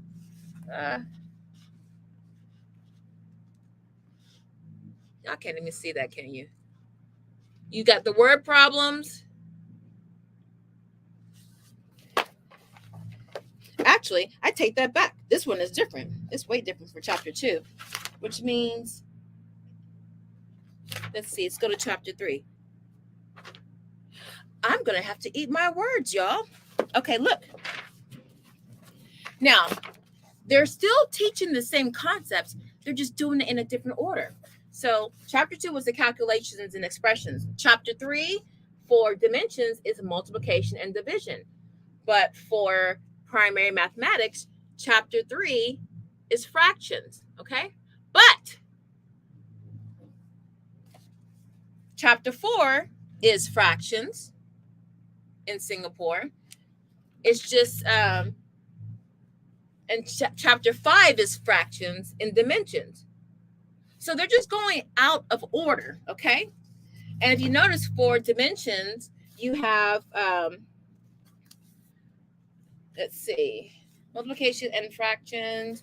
For dimensions, you have more focus on fractions. Well, it's divided up into chapters, more chapters. So you see, you have chapter 4 is on adding, subtracting. Chapter 5 is multiplication of fractions, and then this whole chapter is on division. But in this one, in Singapore, they combine it. So here is, they have multiplication and division of fractions in one chapter, versus each one has its own chapter in this book. So you're still getting the same concepts. It's just chopped up differently, okay? So it's however you want to do it. Now, here's the thing. At the end of each chapter in primary mathematics, you have your review. But with dimensions, you have more practice, okay? So the practice is basically a review. So it's all semantics in a way, okay? But okay, so if you're trying to decide between dimensions and primary mathematics, if your child is, if you think you want to homeschool in middle school, because it gets kind of harder to like choose curriculum, because you start, is this going to prepare them for high school, and you start having all these thoughts come into your mind. If you want to use a math curriculum that your child is familiar with, I would say go with dimensions. When I was in the beginning of homeschooling, dimensions wasn't in the homeschool market, okay? So I would say go with dimensions, because you can use this for 6. Oh my gosh, I didn't get the 6th and 7th grade books. If y'all want me to get them, put a 1 in the chat, I'll go get them for middle school. But dimensions you can use all the way up until before you go off to high school. So you would have a tried and true thing that you've used, forever. Now, if you do primary, you're going to have to roll over into dimensions. And depending on when you stop with primary, whether it's 5th grade or 6th grade, you're going to have a little gap year of using something else before you go into dimensions. And I can explain that in another video. Okay. So my take is, if you can, go with dimensions. If you think you might want to homeschool in middle school, it still is not as colorful as primary mathematics, but it still has color. It still has graphics. It's still that same kind of vein. Okay. All right. Now, I think I answered that question about when to start. But starting later. Okay, so starting later. So let's see. Oh, one was to go get dimensions for middle school. Okay, I'll go get that. And when I come back, I'll talk about starting primary mathematics later on in your child's math career. Okay, let's see. Is it okay to use teaching textbooks? I actually like teaching textbooks. I've not used it, but I've seen it and I do like it. And I know it's very independent. Um, it's helped out a lot of parents, especially when they have a lot of kids or if math is not their thing. I have a lot of respect for teaching textbooks. Okay, is it okay to use teaching textbooks and a curriculum like Dimensions? Okay, well, it depends on your goal. If you're wanting to supplement certain topics, then I would use keys too. All right, this is going to be a long live today. Let me go get Dimensions for middle school and the keys too, because I don't want you spending all this money on a whole nother curriculum. Don't be like me. Why do I have 6? Actually, I have 9 math curricula in my house. I hide behind, well, I have a master's in it. I need to break stuff down. No, I don't. I haven't used my degree since I graduated because I had kids and then my kid had therapy, so I couldn't use my degree. So the only time I use my degree is with you guys. I don't need all this stuff. I need to sell it, actually. Give it away. You don't need to buy another curriculum. I'm going to tell you some supplements to get. Now, I like teaching textbooks, and teaching textbook goes on into infinity. So you can use that for lots of grade levels. So I would just look at, because they're 2 totally different kinds of curriculum stuff. Dimensions is nothing like teaching textbooks. Okay. So you're going to have to look at, do you want your child to, okay, you have to do a little back engineering. In 12th grade, I know I'm going there. In 12th grade, do you want your child taking AP, calculus, AB, or just calculus, or consumer math, or algebra 2? Like, what do you see your, do you, and it's early now, I know. Is your child likely to go into STEM where they need to have more math, for school, especially since now colleges are no longer accepting SATs. So now they're looking at your scores. They're looking at your grades in your classes. So if that's important to you, then I would definitely say go with Dimensions, because that's a higher level math, and it will prepare you for your pre-calculus, your calculus, if you trigonometry, all that higher level math. If you don't know right now, but your child likes it and you can put the time in, because Dimensions is teacher intensive, especially if you're just starting. Like my kids, they've done it forever. So I can just like teach them like the new concept, and then they know how to use the rods, and they can go on about their business. But in the beginning, it's going to be work for you. But there are online options on OutSchool. We're going to be here all day, y'all. I got time. My son's team, unfortunately, they lost their football game last night, so they're out the playoffs. But then the other son, they're just starting. He's got a game tomorrow. But today, I got nothing to do. I told them not to bother me. So let me go grab the Dimensions middle school and the keys too. Y'all with me? Can I go get it? Okay, hold on. I would probably start a grade lower. Like for Dimensions, yeah. So if your child is just being introduced to, say like they're in 5th grade, drop. Y'all look. Why do you think I have this blocked off? Blacked out. This is 5A. Of course, it says 5A right here. I forgot to do that part. I started doing it, and then I just gave up and was like, dude, just do it. Because my middle son, he's just middle of the road for math. I didn't want to start him on Dimension 6 because it's difficult. I'm not going to lie. It's kind of hard. So I started him a grade lower, and I try to hide that it was in 5th grade. So I started doing that, and then I started doing this. I'm like, you know what? It is what it is. I'm just going to tell him, dude, it's 5th grade. Just, you can be in different grade levels for every subject. You know that. So yeah, don't be afraid to start a grade level lower. Remove your ego and do what's best for your child. All right, let me catch up on these comments, and then I'll go grab those books. I have a 6th grader who is not strong in math. Which would you recommend? Saxon Math teaching textbooks, or Math Mammoth. If your child is not strong in math, those foundations, you got, or the keys, we're gonna be here for a while. Yes, yes. Okay. Because I need to have a video on intervention strategies, because I had to do that with my middle child, because I taught him fractions for 4 months straight. That was all I taught, because he could not get it. Let's see. Steph says the struggle is real and try not to spend all the coins. That's why I'm telling you, don't be buying 2 different curriculums. Don't be like me. Plus, I was in a charter, so I didn't have to pay for a lot of stuff. And I have a business, so that stuff is a write-off. Don't you spend the money, because I'm going to tell you how you can get around that. Okay. All right, so we're caught up. Let me go grab, what am I getting? Dimensions. What was the other thing I'm grabbing? Dimensions, 6th grade. Y'all, what was the other thing I'm supposed to grab? Dimensions. Who said something? Dimensions, 6th grade. Oh, keys too. All right. Oh, Lord, all my stuff's falling down.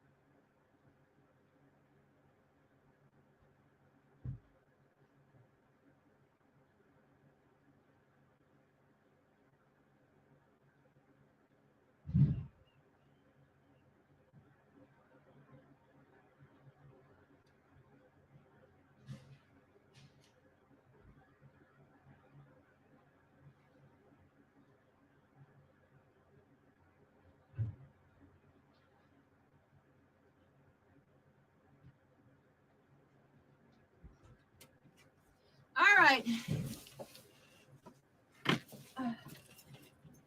All right. I couldn't get to the back of the laundry cabinet, and then I dropped a whole bunch of Mequon books. This is gonna be a big mess. All right. All right. I grabbed Dimensions 4, but y'all don't need 4. Hold on. I have a whole bunch of 4s and the teacher book, but that's what? This is Dimensions 5. All right. What? Hold on. I just have the keys too. Ah. I set it down on the washing machine. Hold on. I want y'all to see that. I'll be right back. Shoot, I might have some up here.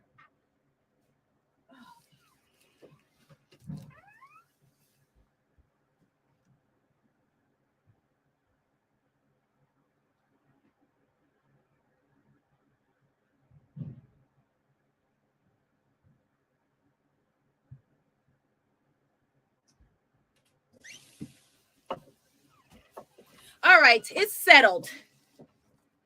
I can't find all my keys to books. I have every single book in the series. That's how good it is.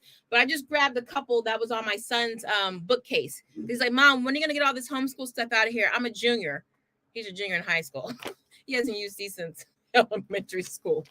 I told him when I was ready. Don't rush me. All right. Y'all listen real quick.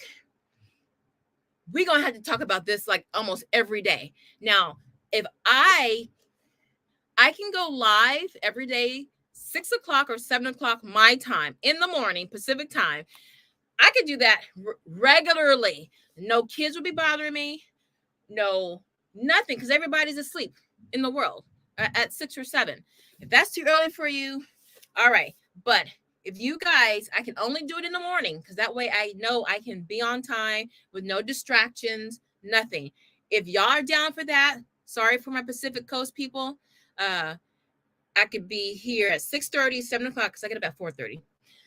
And every day, I'll just focus on one thing, and it'll just be a running thing. I'll just pull out 30 minutes. Hey, we're going to tackle whatever each morning, okay? Because I have so much curriculum that I need to start selling off or giving away, but I want to do reviews on the first. So I'll put a poll up in my community section. But the keys too, this is what I was talking about. This is the entry level. I love this. The best supplement ever. Now, there are four books to this.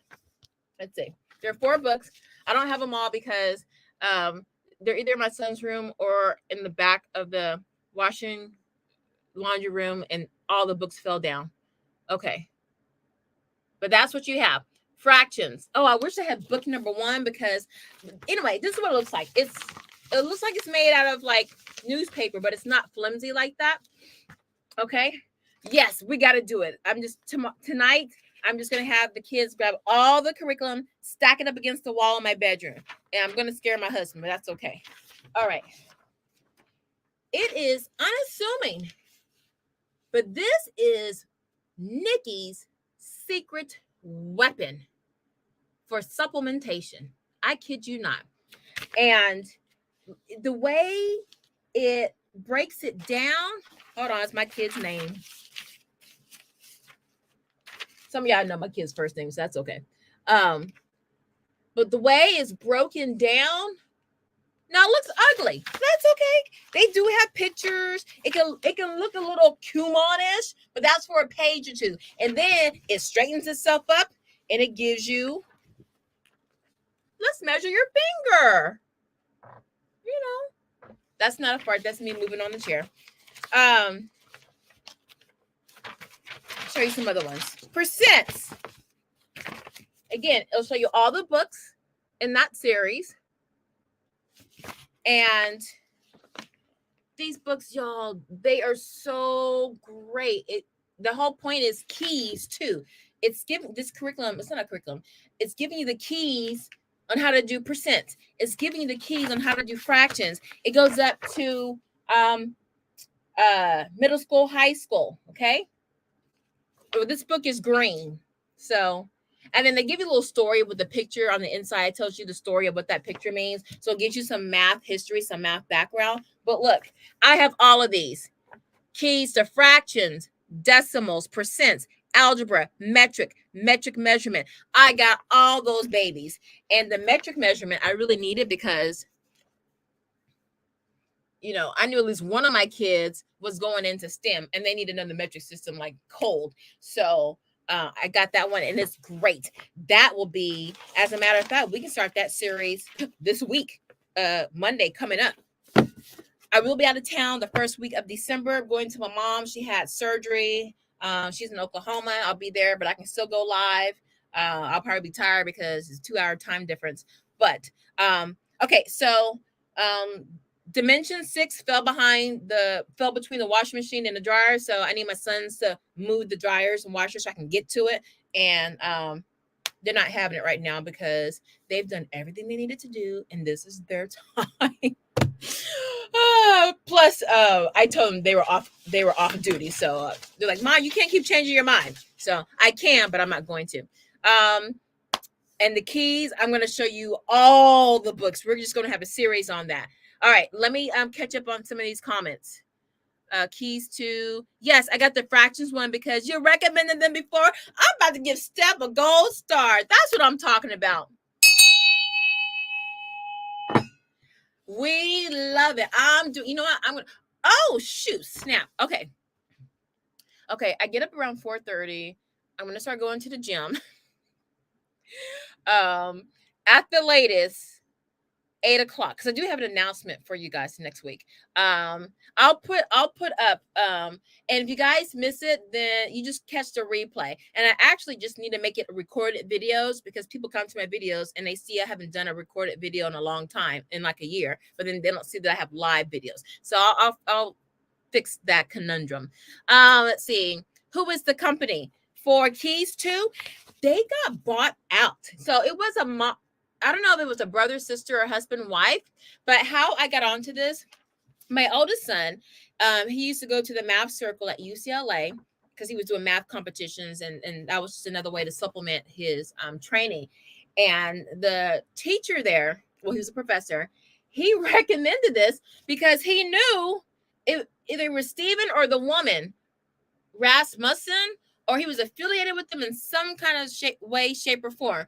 But he told me about this, or I knew about it, but then he said it, and then I was like, oh, I gotta get it, because I think a mom from Chess said this was something great. But he was like, he was taught in the Prussian model of math. He's Russian. No, he was Eastern European, and oh, he was like, oh, you got to do that. And yeah, I did know about it, and I mentioned it, and his eyes lit up. He was, oh yes, I know. It was one of the, I think it was the woman. Anyway, he told me that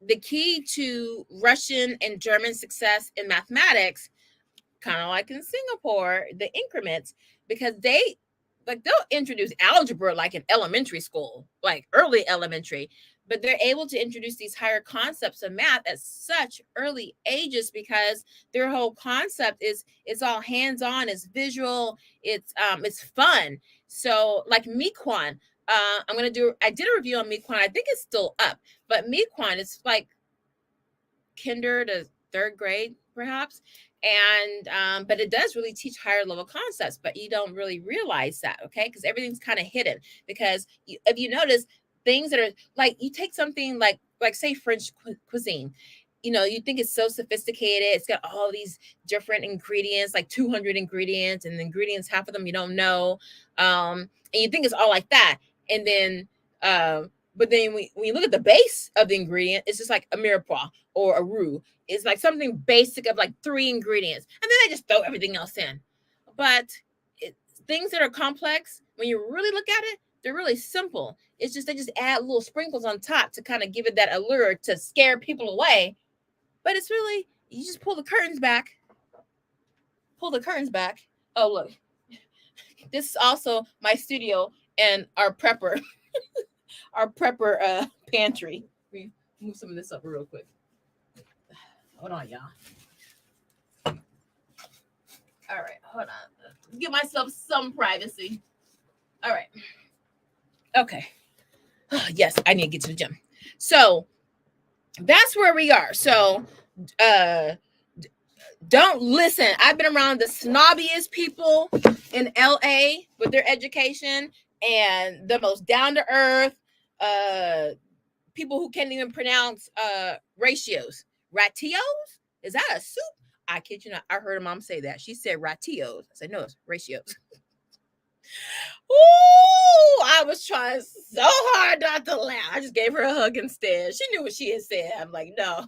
Anyway, okay, so what's next? I'm totally off track. What's next, y'all? Anyone else have any questions? Does anyone else have any questions? So we did a whole bunch of stuff. I was a little unorganized, y'all. I mean, I printed out notes because to help me stay on point. Y'all have any more questions? Because I can keep going. I'll take questions. Like, tell me what grade level, tell me your child's learning style, or they have math challenges or math phobias. Are you short on time? Do you have a lot of time? Do you have a math background? did you stop taking math in 6th grade? Just tell me that, and I can try to help maybe direct you to something.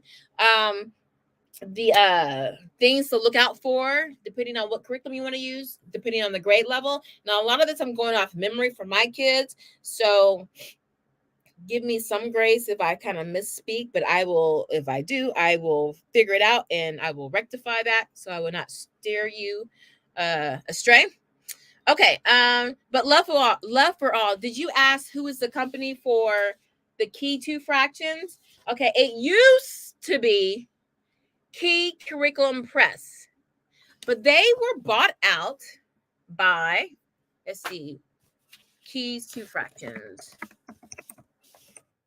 company. They were bought out by McGraw-Hill.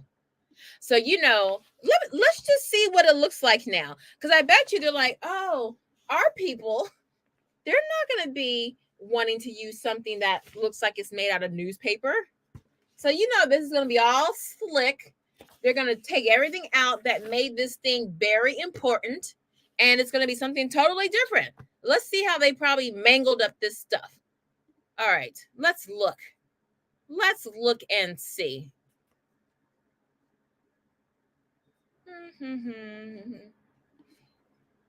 Now, I don't know when they bought it.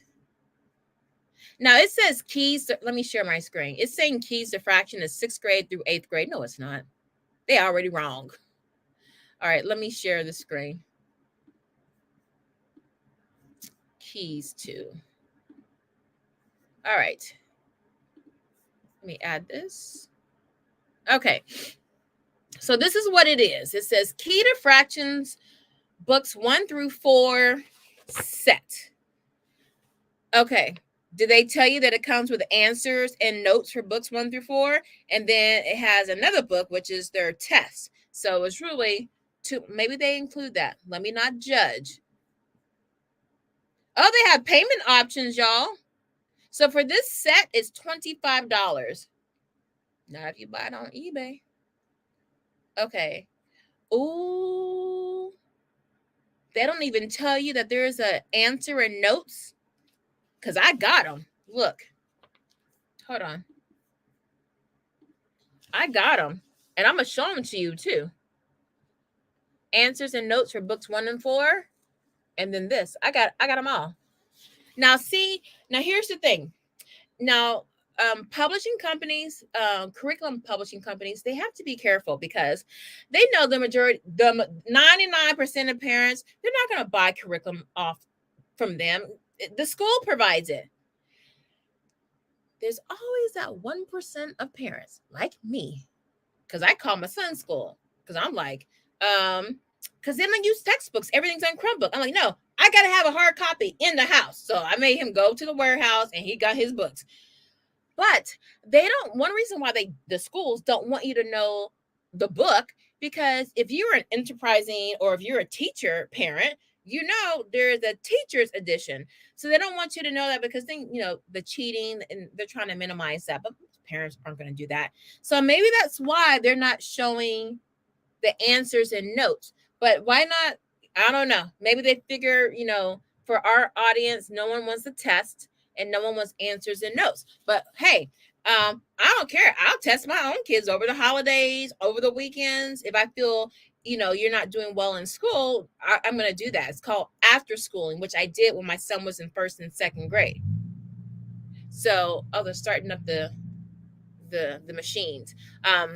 So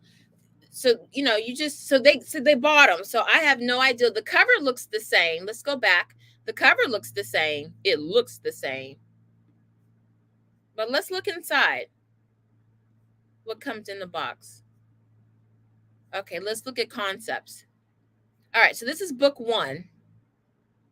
Fractions. Can we peek inside? Like Amazon? Really? I'm sure I can probably go somewhere else and yeah, no, they're not giving you any information. We don't care about them anyway. Let's get out of here. Yeah. Okay. Love for all says, did you say you spent months working on one math? Yes, on one math topic. My middle son he was in a charter homeschool. He was in 4th grade or 3rd grade. I always conflate the numbers because I spent 4 months teaching him. So I'm thinking 4th grade, 4 months, or was it 3rd grade, 4 months? I don't remember. 4 months. My child is on the spectrum because, oh my gosh, I have this wonderful, it's a special needs manual. It's huge. It's like this big. And it shows you how to teach every kind of subject for just not just kids on the spectrum, but just kids for special needs. So it shows you, it gives you templates for writing, templates for math. It shows you for certain topics, for fractions, for division, typical pitfalls that how kids view these concepts, and then how you can teach to that. So because you might not know that for kids with certain kinds of disabilities, they'll see this as this. This is how you count. The book was like 100 plus. I spent my own money on this, like $175, because you can't know every kind of common problem or thinking that a child has. But this one would take the common ones and it would show you a way, it would show you a solution for how. So a lot of stuff I spit off the top of my head is from reading that book, a lot of it over the years. And then putting my own spin on it.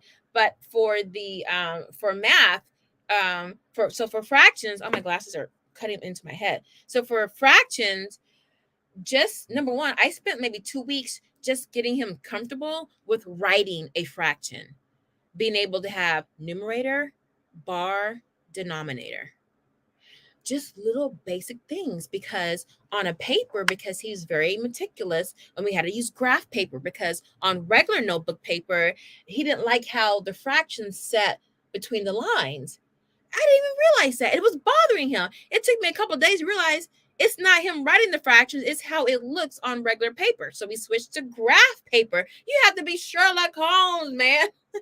And because the 1-inch cubes were perfect, he could align the number. There was the bar and then the denominator.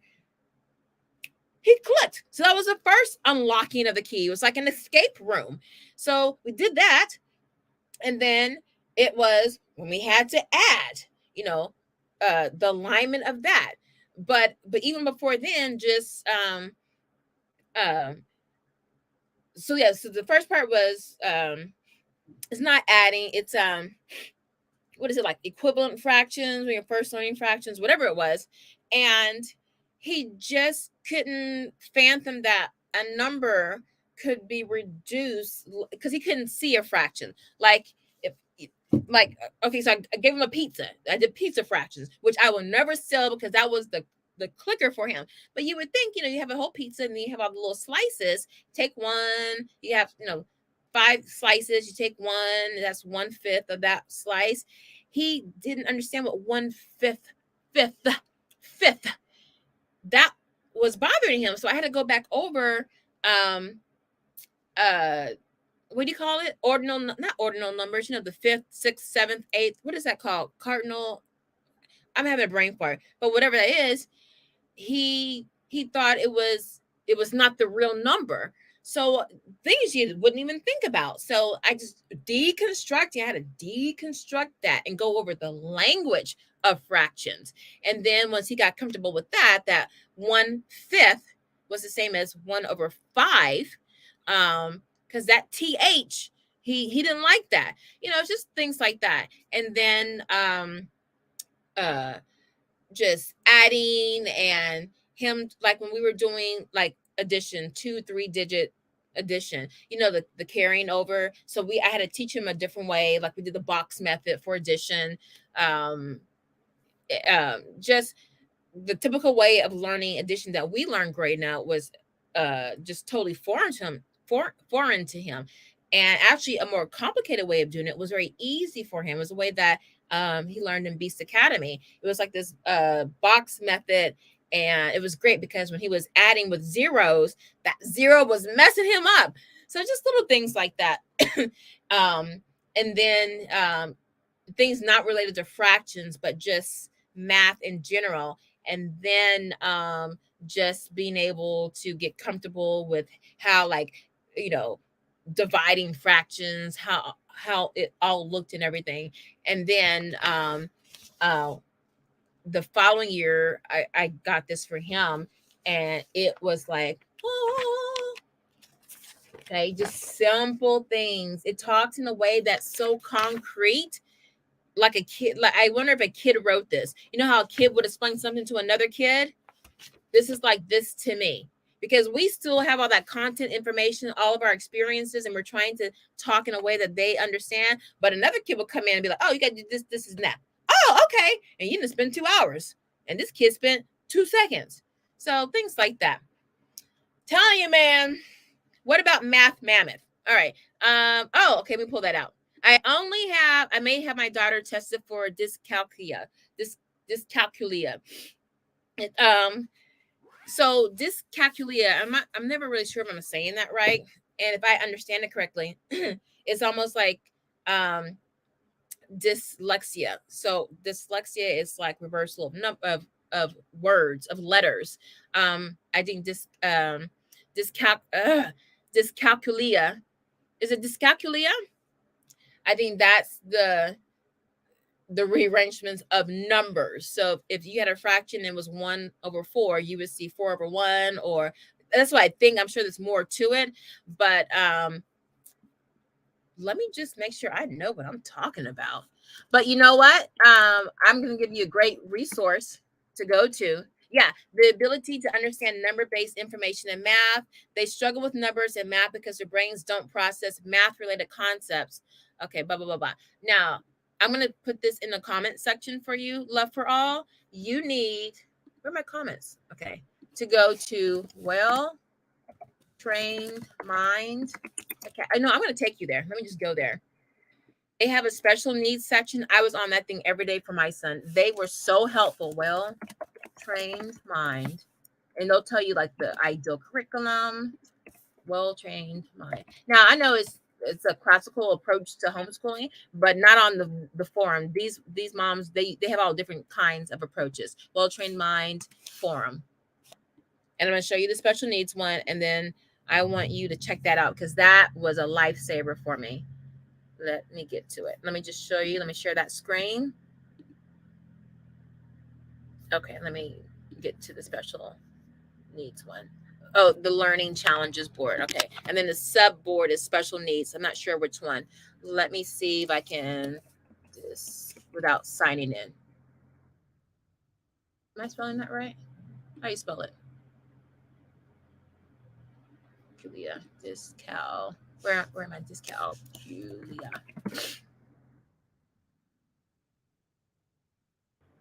Okay, let me see if you can see my screen. Okay, so let's pull that up. Okay. So math related. Oh, Blue Mongoose. Is she still here? I like her. I have not read about dyscalculia. Okay. Spelling for this first grade. All right. So there are a number of dyscalculia and math mastery. It's got 49 replies. Let's check that one out real quickly. All right.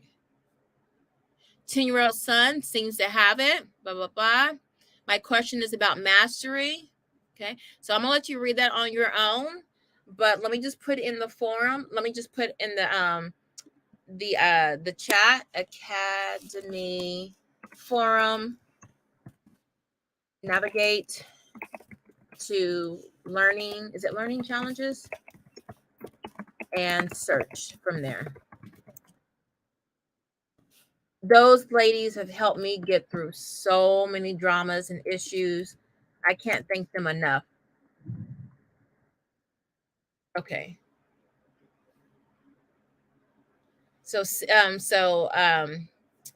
who was the one that posted that? Let me get back to my comments.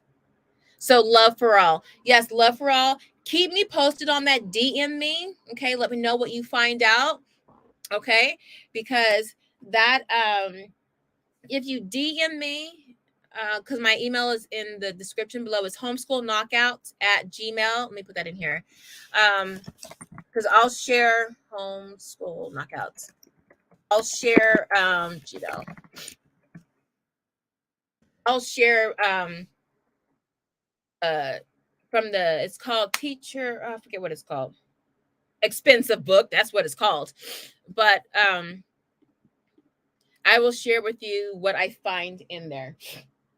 Let me see if I have it right here because I got time. Let me see if it's up here. It's a big book.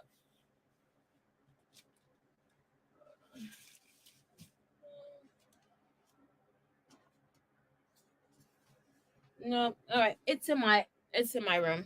But I'm gonna write that down. It's a teacher. I'm just gonna put special needs manual because I forgot the name. Manual I have. Okay. And I'll get back to y'all on that. Because is that your 5th grader, Love for All, or was it your 6th grader? You got a number of kids, right? No, Steph has the 6th grader. Yeah, let me know. But just keep in touch with me. I want to know how that's working out, okay? All right, you're welcome, love. Any other questions? I know it's so all over the place, but it's just so much. So I think now, since we're doing this, I just need to focus on one thing at a time. That way we can go deep with it. And I can show you supplements. I can show you, okay, here y'all, like I did for writing and rhetoric. I showed you problems we had when they start to come in the book. And then by this chapter, you need to start bringing in this supplement, all of that stuff. Okay. And it's just, my experience. So yours may vary, of course, but I want you to at least know what could be on the horizon. And I'm tired of doing all the talking. I want some of y'all to come on in here. I'm going to start sharing the links. I was just on one of my friends' lives, and they just put the link in as soon as I have to do best practices for my lives. I'm trying to get better, y'all. Hold on. No, I'm not, because I'm using a raggedy piece of paper instead of my whiteboard. Okay, best practices. I'm going to start putting the link in, and it will be the link to go live. Okay? Link to go live. And then you guys, you don't have to show yourself. You can just be like a little talking head that just vibrates when you're talking. You don't have to show yourself. Link to go live in comments. Okay? I'm trying to do better. Okay? And then I'll be talking more about my book because I'm almost in the finish line. It's almost ready to go to the proofreader and then to be typeset or formatted. And then I'll have my pre-launch date and then we can go from there. But before then, I will be reading excerpts from my book and to get you guys, acquainted with what I'm trying to show you guys and help you guys with. So any other questions? Because I got time today. A Day in the Life of Shelby. Girl, where have you been? This one of our old school veterans. This one of our oldies. Hi, have you already given an update on your book? Hey, I was just talking about that. So final edits, because they had to be edited twice. And meaning sent to editor, she sent it back to me. I looked at changes, accepted, rejected some, and then sent it back to her. So that's where we are. And then once that comes back, then I'll send it to the proofreader. And during all this time, I'm still working on trying to get some endorsements for my book. And, in some book blurbs, people like talk about your book that goes in the back of your book. So I sent out requests. Hopefully, they get back to me. I have to send out some to some of them advance proofs, but I can't send them out until my editor sends me back the final version, the final draft. It's a lot to make a book when you're self-publishing, but I love it. And for the next book, which I've already kind of started on, just brainstorming, it's going to be a lot faster. But next week, thank God no football. So that's a couple of practices I don't have to. Well, depending on what my son does tomorrow, because the team they're playing, they beat them by 38 points. That don't mean anything because anything can happen. But if they win, they have to go to Utah. I'm not happy about that. Or Arizona. They're going out of state. So December, closer to my birthday, the middle of December, I can maybe have a life. I don't know. But I will be focusing more on my book and talking more about that. And if you guys have ever thought about writing your own book, I'll be happy to have some lives where we can talk about that. New year, new you, new hobby, new job, new life, whatever. Maybe that's something on your bucket list. So yes, I will be updating you guys on the book. Actually, I changed up the book cover, so I'll be showing that. Wait, I don't even think I showed it all to you guys. I did a book reveal, a slight reveal. I haven't shown the whole book, but that's coming. All right. So any more questions before we get out of here? Does your son have dyslexia? No, he doesn't have dyslexia, actually. So one thing that he doesn't, but one of my best friends, she had it, and she wasn't diagnosed until she was an adult. So she knew the signs, and she's a teacher, and it's so not noticed in schools. I don't even see how it's not noticed.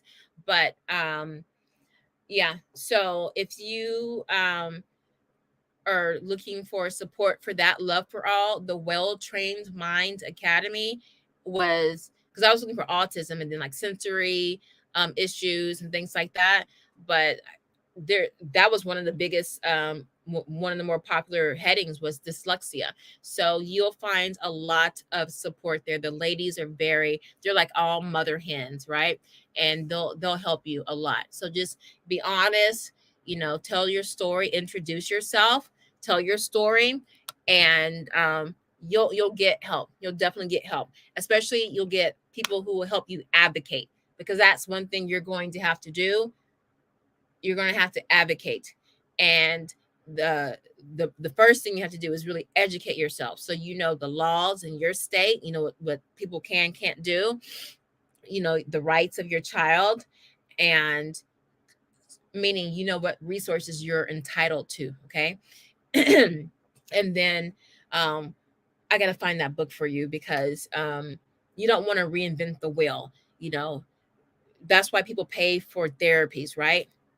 All these different kinds of therapies, occupational therapy, speech therapy. People pay for that, but these professionals, they use these manuals to when you drop your child off for the therapy, and the professionals doing their activity or whatever, they're using these books that I'm going to show you. That's why this book is really expensive, but it's a godsend, because instead of me having to ask a question every time we have a therapy session, oh, he's struggling with a 5-paragraph essay, how can I have um, I have a book that has taken information from thousands and thousands of professionals that've seen these different kinds of learning challenges, and then they've crafted, or they found a company or something that shows you how to teach this using this.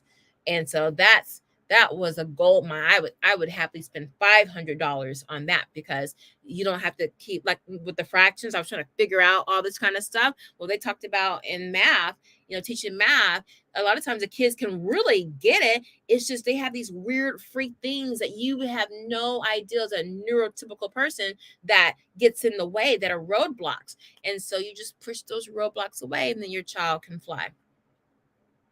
I actually heard the testing is overrated. For dyslexia, yeah, it can be.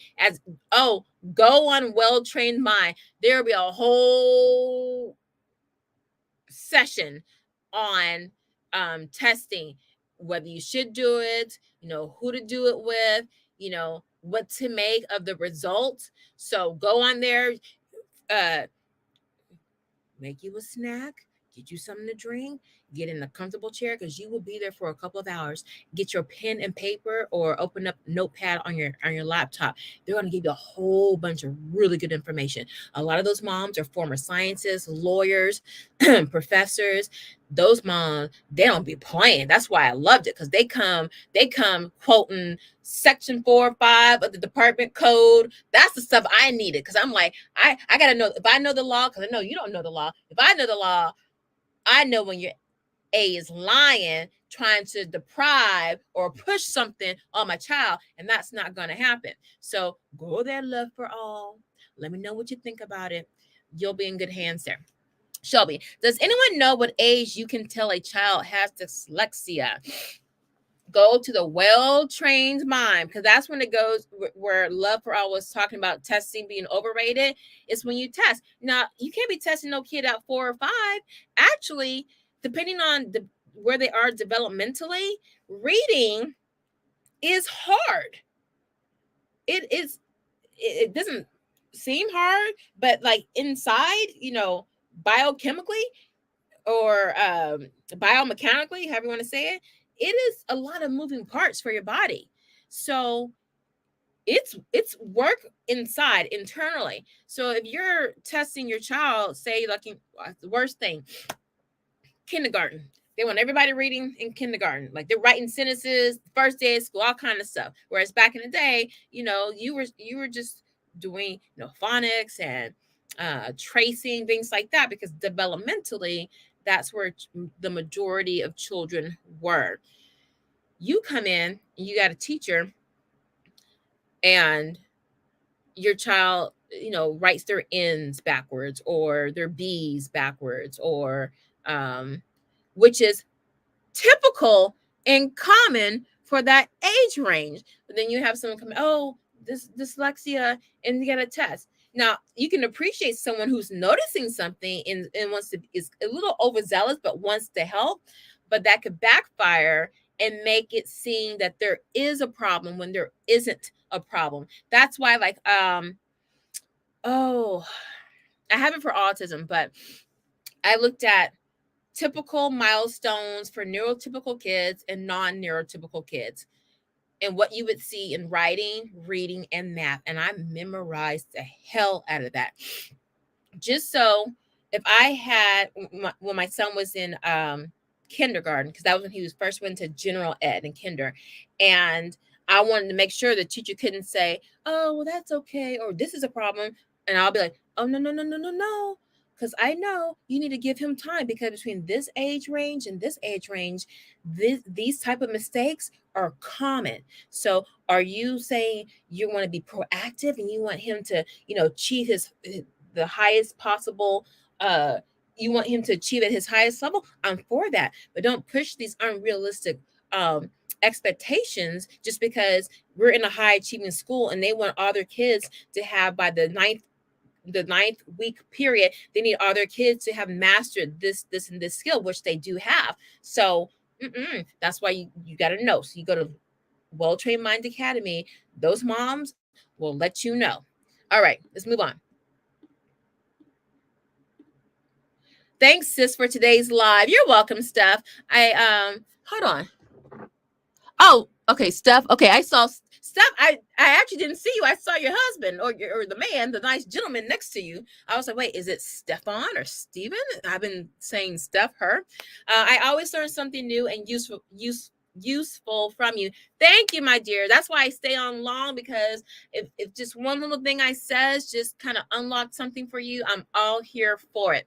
Vanessa says, yes, thank you so much for the live today. So glad I was able to join this time. Yes. And guys, if you can put a like on the video, let me know that you found some value in this. I would appreciate that. Also, if you want, you can drop a comment. If you want to share something with any of the other people, even share your story, stuff gets read, okay? And sometimes it's just good to know you are not the only one that's crazy in this mess, okay? So put a like on the thing. Maybe share this with someone you like. I keep saying this, but I'm going to do it. I am going to make recorded videos that are shorter, because nobody's going to sit through a 2-hour live. I do this just for y'all. I don't even expect to get monetized. I just do this for y'all. But I am going to make videos. I do have another channel, YouTube channel, The Messy Homesteader. So I've been trying to grow that one. So that takes a little bit of my time.